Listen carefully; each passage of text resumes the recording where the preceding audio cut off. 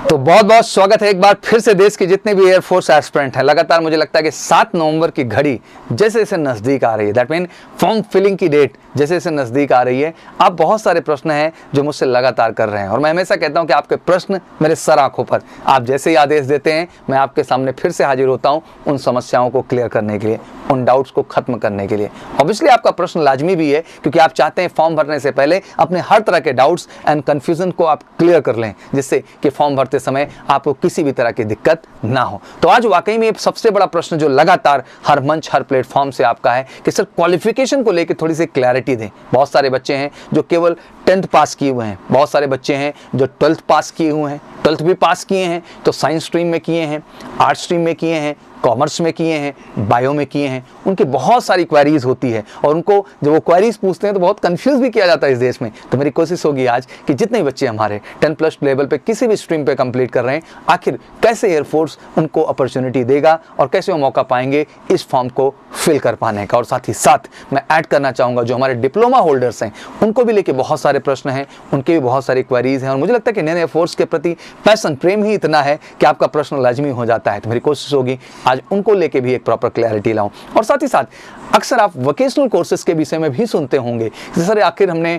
10th के बाद 2 year का वोकेशनल कोर्स कर रखा है तो आखिर उसको लेकर के क्या अपॉर्चुनिटी और क्या ऑप्शंस हमारे पास हैं। तो आज सारे संशय आपके खत्म कर दूंगा आज के बाद एजुकेशनल क्वालिफिकेशन को लेकर। जिस तरह लास्ट वीडियो में मैंने आपके लिए एज क्राइटेरिया के कंफ्यूजन को बिल्कुल क्लियर कर दिया, मैं आशा करता हूं कि आज एजुकेशनल क्वालिफिकेशन के भी जितने कंफ्यूजन हैं वो आपके पूरी तरह से मैं क्लियर करने में कामयाब हो पाऊं। और साथ ही साथ आपको फिर से एक बार मैं कहना चाहता हूं बेटा कि लाइफ का सबसे अहम समय है, सबसे इंपॉर्टेंट समय है और इस समय पे बिल्कुल जज्बात और जुनून के साथ लगने की जरूरत है एक सही निर्णय लेने का, क्योंकि समय कम है। जब कहते हैं कि समय कम हो तो आपका जो निर्णय होना चाहिए वो बहुत सटीक होना चाहिए, नहीं निशाना आपका चूक जाता है। और यहाँ निशाना सीधा सिलेक्शन है बच्चा, और सिलेक्शन का सही निशाना इस देश में एक ही जगह लगता है, वो है आपका एमकेसी परिवार।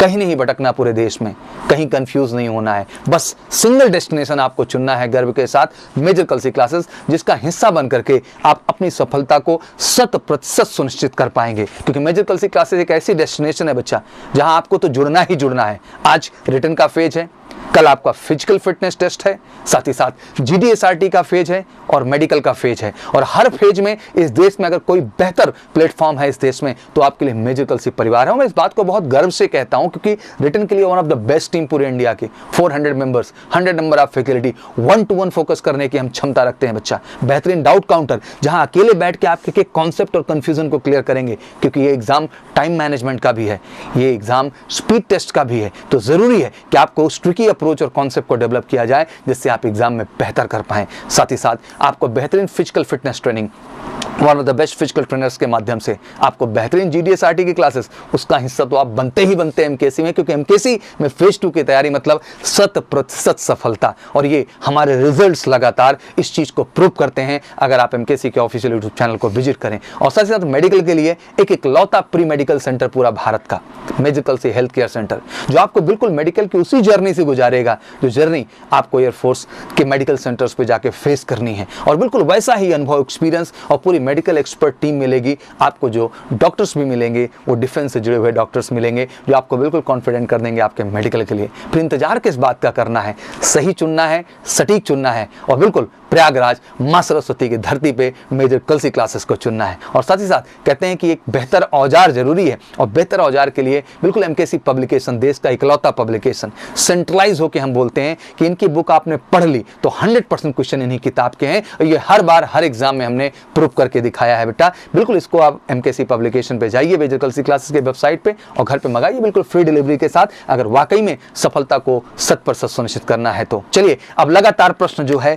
एकेडमिक क्वालिफिकेशंस को लेकर उसको क्लियर करने की कोशिश करते हैं। आप लगातार साइंस सब्जेक्ट और other than science subject, that mean x और वाई ग्रुप के एजुकेशनल क्वालिफिकेशन के विषय में पूछ रहे हैं, और पूछना आपका जरूरी भी है कि आखिर सर एक्स के लिए क्या क्वालिफिकेशन होनी चाहिए और वाई के लिए क्या क्वालिफिकेशन होना चाहिए। साइंस स्ट्रीम के जो बच्चे हैं वो तो बहुत चिंतित नहीं होते हैं, बट जो हमारे आर्ट्स, बायो एंड कॉमर्स के बच्चे हैं उनमें अक्सर प्रश्न होता है, और जो हमारे डिप्लोमा होल्डर्स हैं वोकेशनल कोर्सेज के बच्चे, उनमें भी कंफ्यूजन होता है। आज सबकी कंफ्यूजन इसी प्लेटफॉर्म पे खत्म होगी और फाइनली जो आप अप्लाई करने जा रहे हैं उसके लिए सारे के सारे कॉन्सेप्ट क्लियर हो जाएंगे। बस साइंस सब्जेक्ट ग्रुप एक्स के लिए अप्लाई कर रहे हैं तो कैंडिडेट के लिए जो मोटा मोटा मांगा जाता है कि आपका जो है 10+2 आपका क्लियर होना चाहिए, ऑब्वियसली आपका साइंस स्ट्रीम से होना चाहिए। दैट मीन आपने मैथ, फिजिक्स और इंग्लिश कर रखी हो। अब ध्यान यहाँ एक समझने वाला बात होता है कि अक्सर परसेंटेज को लेके कंफ्यूजन क्रिएट होती है। बहुत आसान भाषा में समझिए बच्चा कि परसेंटेज का मतलब होता है बच्चा एग्रीगेट, मतलब मान लो मैथ में भैया तुम्हारा 50 है, आपका फिजिक्स में मान लो बच्चा 60 है, इंग्लिश में आपका मान लो 55 है। अब तीनों जोड़ लिया तो 50 के ऊपर तो है ही ना यार, इसमें कोई डाउट ही नहीं है। बट अगर मैथ में यहाँ 45 भी हो तो कोई दिक्कत नहीं है। अगर तीनों जोड़ के आपका 50% ढांक रहा है बच्चा तो आप एलिजिबल हैं भैया, ठीक है ना। इसलिए एग्रीगेट कहा जाता है, मतलब तीनों को जोड़ करके फाइनली आपका निकलता है जितना वो एग्जैक्ट परसेंटेज होता है, वो 50% से ऊपर आपका होना चाहिए, तो 50% होना चाहिए, ठीक बच्चा, उससे कम नहीं होना चाहिए। हाँ, लेकिन इंग्लिश सब्जेक्ट में आपका 50 मार्क्स जो है वो कंपलसरी है, इसमें कोई सुनवाई नहीं है, मतलब आपके 50 नंबर होने ही होने चाहिए। तो आशा करता हूं कि आप सबने वो नंबर बिल्कुल गेन किए होंगे। तो आशा करता हूं इस चीज को लेकर कोई कंफ्यूजन नहीं रहेगी। तो ये साइंस स्ट्रीम एक्स ग्रुप के लिए बताएं।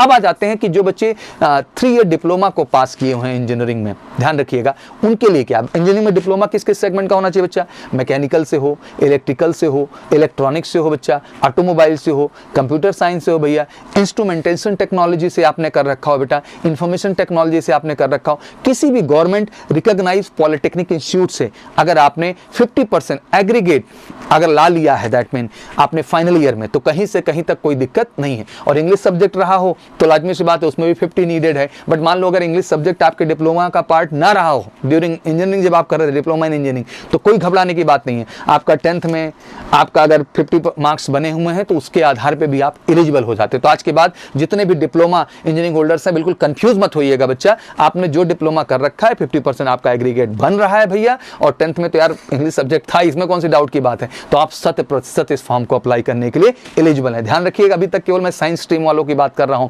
दैट मीन मैं ग्रुप एक्स की बात कर रहा हूं। तो ग्रुप एक्स में क्लियर हो गया, 10+2 पे जो साइंस स्ट्रीम से पढ़े हुए बच्चे, मैथ फिजिक्स वो समझ में आ गया, इंग्लिश सब्जेक्ट का भी क्लियर हो गया, डिप्लोमा होल्डर्स का भी 3 साल का भैया क्लियर हो गया। अब आ जाते हैं, लिखा रहता है पास 2 जो है years vocational courses from the education board listed with minimum 50% marks in aggregate and 50% marks in English vocational courses in intermediate matriculation English is not a subject in vocational courses. Pass 2 year vocational course with the non vocational subject. जैसे कि बात करते हैं vocational courses की, तो आपको अच्छे से जानकारी होनी चाहिए कि बहुत सारे ऐसे स्टेट एजुकेशन बोर्ड हैं जिनके अंदर कुछ वोकेशनल कोर्सेज को रजिस्टर्ड किया गया है। बट ध्यान रखना है कि अगर साइंस स्ट्रीम आप अगर एक्स के लिए अप्लाई करना चाह रहे हैं तो उस वोकेशनल कोर्सेज में जो आपका सब्जेक्ट है वो फिजिक्स और मैथमेटिक्स होना चाहिए स्टेट जो है एजुकेशन बोर्ड का। दैट मीन वोकेशनल कोर्स भी कर रहे हैं बट उसमें मैथ और फिजिक्स आपका है, तो आप इसके लिए एलिजिबल हो जाते हैं साइंस स्ट्रीम मतलब एक्स ग्रुप में अप्लाई करने के लिए। अब बात आती है वहां इंग्लिश की। अगर वोकेशनल कोर्सेज के सब्जेक्ट में इंग्लिश जुड़ा हुआ है तो कोई दिक्कत की बात है, नहीं जुड़ा है भैया तो 10th लेवल पे भी जो आपका इंग्लिश सब्जेक्ट का मार्क्स है उसके आधार पे भी इसमें अप्लाई करने का आपको मौका मिल जाता है। तो मैं आशा करता हूं कि साइंस स्ट्रीम का कॉन्सेप्ट आपको पूरी तरह से क्लियर हो गया होगा कि एक्स के लिए सर साइंस स्ट्रीम चाहिए हमें, that mean 10+2 level math physics English, 3 year diploma engineering course भी क्लियर हो गया होगा आपको प्रॉपर ढंग से, इंग्लिश का जुगाड़ हो गया 10th लेवल पे, वोकेशनल कोर्स भी क्लियर हो गया कि वोकेशनल वाले भी मत घबराइएगा, मैथ फिजिक्स से किए हो बेटा और 10th में इंग्लिश है तो आप भी एलिजिबल हो साइंस में एक्स कैटेगरी में अप्लाई करने के लिए। अब आ जाते हैं अदर देन साइंस सब्जेक्ट की। अगर अदर देन साइंस सब्जेक्ट की बात की जाए तो ऑब्वियसली अब हम स्पेशली वाई ग्रुप वालों की बात करना चाहेंगे। ऑब्वियसली इंटरमीडिएट आपका होना चाहिए, 10+2 आपने किया हुआ हो। सब्जेक्ट ऑब्वियसली कुछ भी हो सकता है, आप किसी भी स्ट्रीम से कर लिए हो, दैट मीन आपने साइंस से किया है तब भी जा सकते हैं, आपने बायो से किया है तब भी जा सकते हैं, आपने कॉमर्स किया है तब भी जा सकते हैं, आपने आर्ट्स किया है तब भी जा सकते हैं। That mean other than science अगर किसी से भी कर रखा है 10+2 लेवल पे बच्चा तो आप एलिजिबल है। बस इतना ध्यान रखना कि इसमें जो है आपका एग्रीगेट 50% यहाँ भी होना चाहिए, मतलब ओवरऑल 50% बन रहा हो, और इंग्लिश में 50 मार्क्स यहाँ 10+2 में आपका इंटरमीडिएट में कंपलसरी है। दैट मीन आपका इंग्लिश सब्जेक्ट तो होना ही होना चाहिए। तो दैट मीन आपने 10+2 किसी भी स्ट्रीम में किया है तो आप एलिजिबल हैं वाई ग्रुप में अप्लाई करने के लिए। बट इसके साथ साथ एक चीज और जुड़ जाती है, जैसे वोकेशनल कोर्सेज के जो बच्चे हैं, फिर से बहुत सारे स्टेट बोर्ड ऐसे हैं जहां vocational courses government state government के द्वारा जो है वो सर्टिफाइड माने जाते हैं, तो वहां पे आपने वोकेशनल कोर्स किया हो, दैट मीन वहां भी कोई मैथ फिजिक्स की कंपल्सन नहीं है, किसी भी स्ट्रीम में किसी भी सब्जेक्ट से आपने वोकेशनल कोर्स किया है तो आप वाई ग्रुप में अप्लाई करने के लिए एलिजिबल है। अब सबसे अहम प्रश्न यही बनता है कि ये चीज तो क्लियर हो गई कि जो हमारे 10+2 साइंस वाले कैटेगरी के बच्चे हैं उनको तो कोई दिक्कत है, वो एक्स वाई दोनों के लिए अप्लाई कर सकते हैं, ठीक है ना। वोकेशनल कोर्स वाले भी जा सकते हैं एक्स वाई के लिए, कोई दिक्कत की बात नहीं, डिप्लोमा वाले भी जा सकते हैं, कोई दिक्कत की बात नहीं है। But now now the question की स्पेशली वाई ग्रुप के लिए जो है क्या है, तो वो आपको क्लियर कर दिया कि वाई में 2 कैटेगरी है, 10+2 किसी भी स्ट्रीम में कर रखा हो आपने, और वोकेशनल कोर्स भी आपने मैथ फिजिक्स को छोड़ के किसी भी कैटेगरी में आपने कर रखा हो, आप एलिजिबल है। अब अहम है कि क्या क्या डॉक्यूमेंटेशन फॉर्म फिल करते समय एजुकेशन से रिलेटेड आपके लिए जरूरी होंगे। तो बहुत सारे कैंडिडेट ये लगातार मुझसे पूछ भी रहे हैं कि सर एप्लीकेशन फिल करने के दौरान एजुकेशनल डॉक्यूमेंट्स क्या क्या अपलोड करने होंगे। तो चलिए शुरू करते हैं तेजी के साथ। क्लास 10th का मतलब मैट्रिकुलेशन जिसको कहते हैं, पासिंग सर्टिफिकेट होना चाहिए। इंटरमीडिएट मतलब 10+2 की बात करें, इक्विवेलेंट मार्कशीट आपके पास होनी चाहिए। 3 year engineering diploma final year mark sheet if applying on the basis of the 3-year engineering diploma from the government recognized polytechnic in the prescribed stream, and intermediate matriculation mark sheet if English is not a subject in the diploma course। तो आप समझ ही चुके होंगे कि इसमें जो है diploma holder के लिए 10th और 12th भी लगाना पड़ेगा, क्योंकि आपका इंग्लिश सब्जेक्ट अगर डिप्लोमा का हिस्सा नहीं रहा है तो।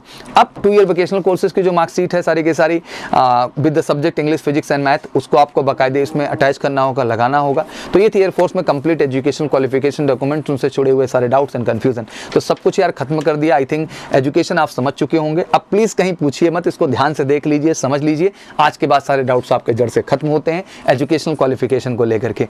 अब जरूरत है इस एजुकेशन को समझने का जिसके माध्यम से आपको सफलता मिलने वाली है। मैं फिर से कहना चाहता हूं बेटा कि देश में कहीं नहीं भटकना है, आपको केवल एक प्लेटफॉर्म चुनना है, MKC का प्लेटफॉर्म। देश का सबसे सस्ता, सबसे अच्छा, सबसे बेहतर प्लेटफॉर्म जो आपको दिलाएगा श्योर शॉर्ट सफलता आने वाले आपके जनवरी 18 से लेकर 24 तक के रिटर्न एग्जामिनेशन में, फिर आपके फेज 2 में भी, और फाइनली PSL और ASL हर चीज में आपका नाम होगा। और जून में आप ऑब्वियसली बेलगाम कर्नाटका का हिस्सा बनेंगे। तो वाकई में हिस्सा बनना है इस बार बेलगामी कर्नाटका का, तो हिस्सा बनिए मेजर कलसी क्लासेस का। उसके लिए बस सिंपल उठाना है अपना फोन और कर लेना है कॉल 9696330033 पर, या भैया कर लो व्हाट्सअप 9696230033 पर। बस एक जज्बे के साथ इस बार एयरफोर्स पार।